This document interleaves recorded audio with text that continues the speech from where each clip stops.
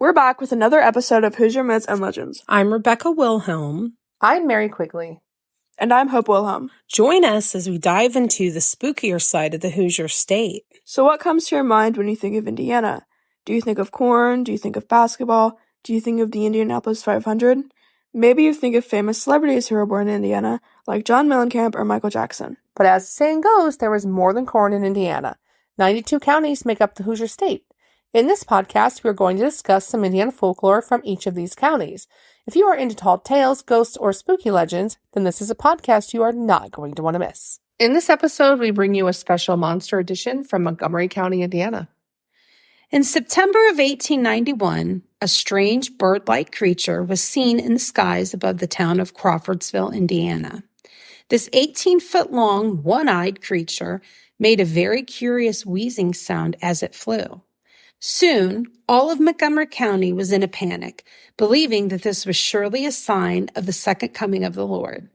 The first paper to pick up the story was the Crawfordsville Journal, followed by the Indianapolis Journal. Soon, word started to spread across the country about this strange apparition that had been seen in Indiana. Newspapers in Missouri and even Brooklyn started running the story. So grab a blanket and turn down the lights and get comfortable as we bring you yet another story about a Hoosier cryptid, the Crawfordsville Monster.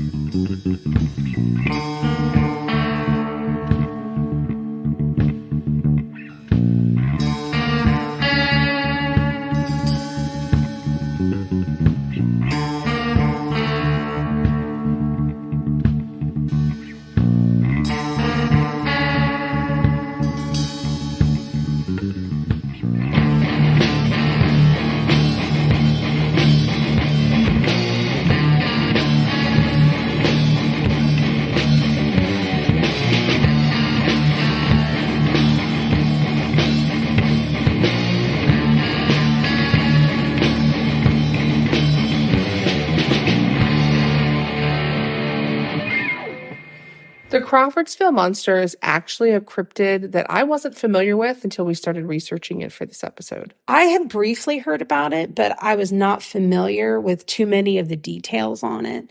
A friend of mine, Nathan, had it posted on his social media. Yeah, and both of us seeing that post really got us interested in this legend.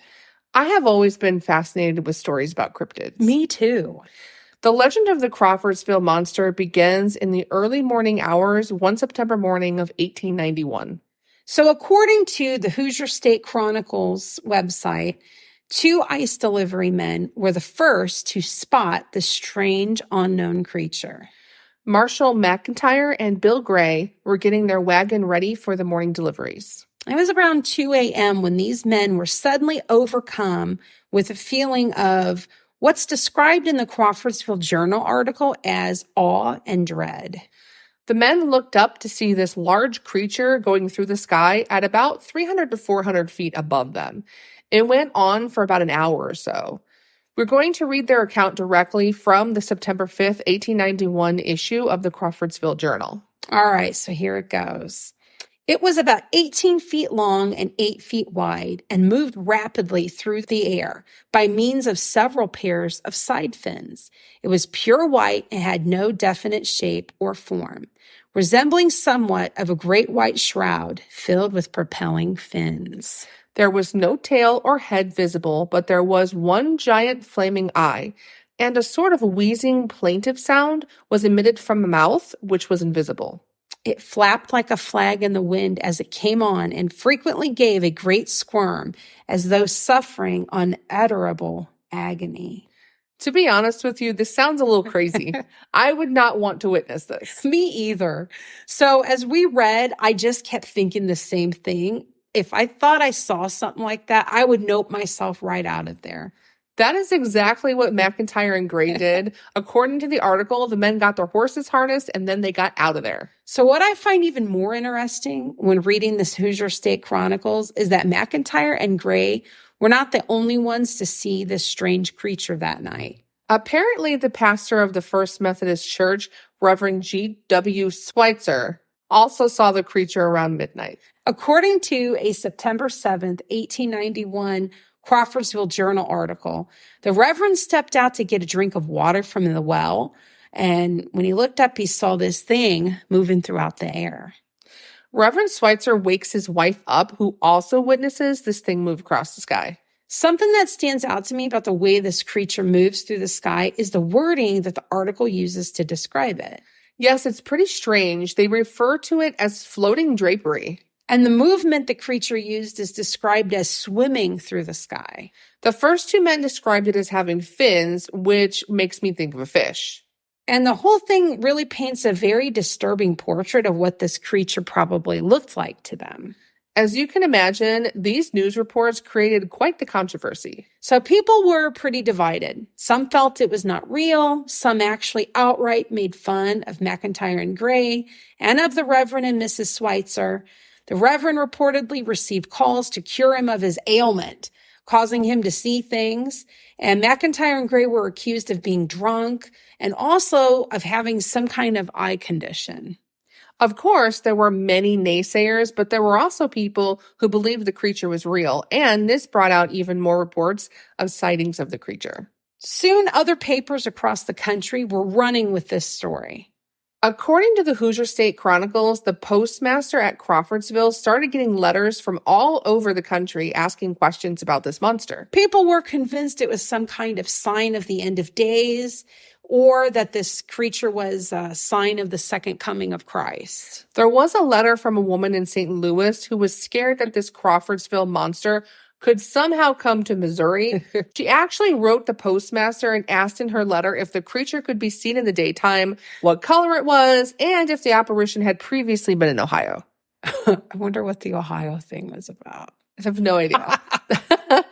So something else that I thought was interesting is that all of these newspaper articles call this creature a spook or an apparition. Since that day in 1891, there are many theories on what this could have been. So I've read that some feel it's some kind of UFO and some kind of alien. I've also heard some people believe it is some kind of ancient creature that was not extinct. We will be back to discuss other theories after a short break.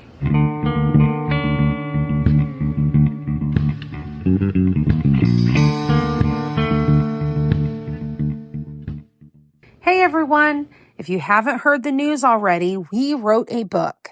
Haunted Dearborn County, Indiana is coming to all major retailers August 14th, 2023. Strange and unusual things lurk behind the calm facade of Dearborn County. Several legends surround the Hill Forest Mansion, the home of one of Aurora's founding families. Many have seen the ghost of a farmer and his mule at Carnegie Hall in Morse Hill. The glowing grave at Riverview Cemetery may connect to the 1941 Agru family massacre. St. Mary's Church Rectory is said to be haunted by the former priest, and the spirits at Whiskey's in Lawrenceburg are not just in the drinks. Several schools in the area echo with the sounds of former students and staff, and numerous local residences house the spirits of former owners who have never left. Join Rebecca and I on a chilling tour from Lawrenceburg to Lawrenceville and beyond. Haunted Dearborn County, Indiana is available for pre-order.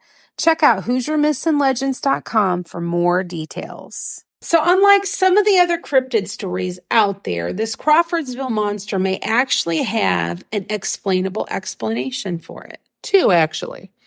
The first explanation came out in a September 8th, 1891 Crawfordsville Daily Journal article. In the article, it's explained that two Crawfordsville men actually followed this creature and figured out what it was that people had seen. According to the Crawfordsville Daily Journal article, John Hornbeck and Abe Hernley followed the wraith about town and finally discovered it to be a flock of many hundred killdeer. So I had to look up what a killdeer was, and it's a type of bird. They're a little larger, so I could see how a big flock of them together could look very ominous. So the theory is that these killdeer birds got confused by the new lights that were installed in Crawfordsville. Electricity was fairly new, and the town had gotten new lights installed.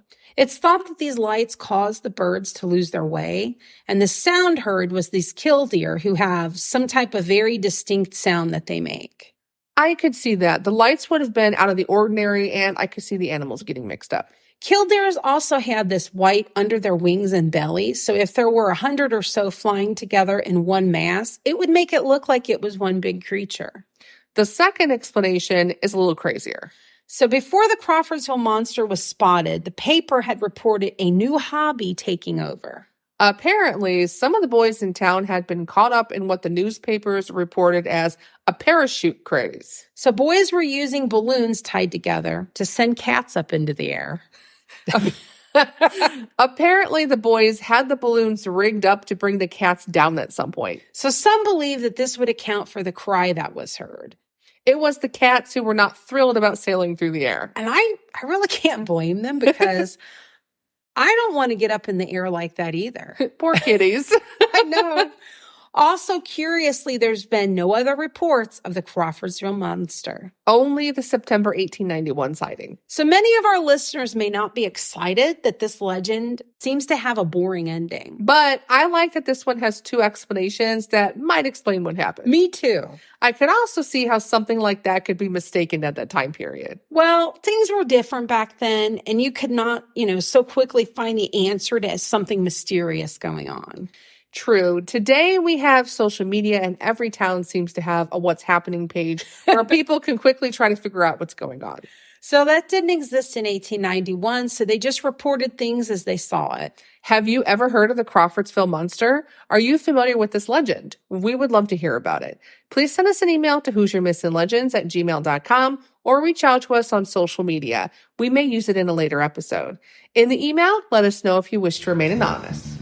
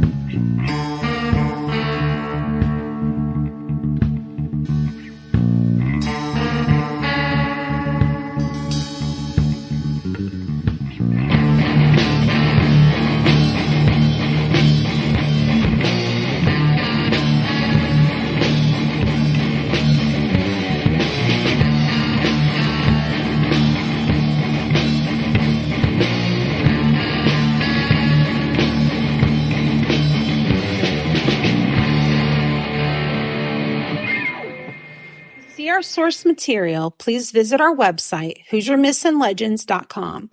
Please find us and follow us on Facebook, Instagram, TikTok, and now Twitter.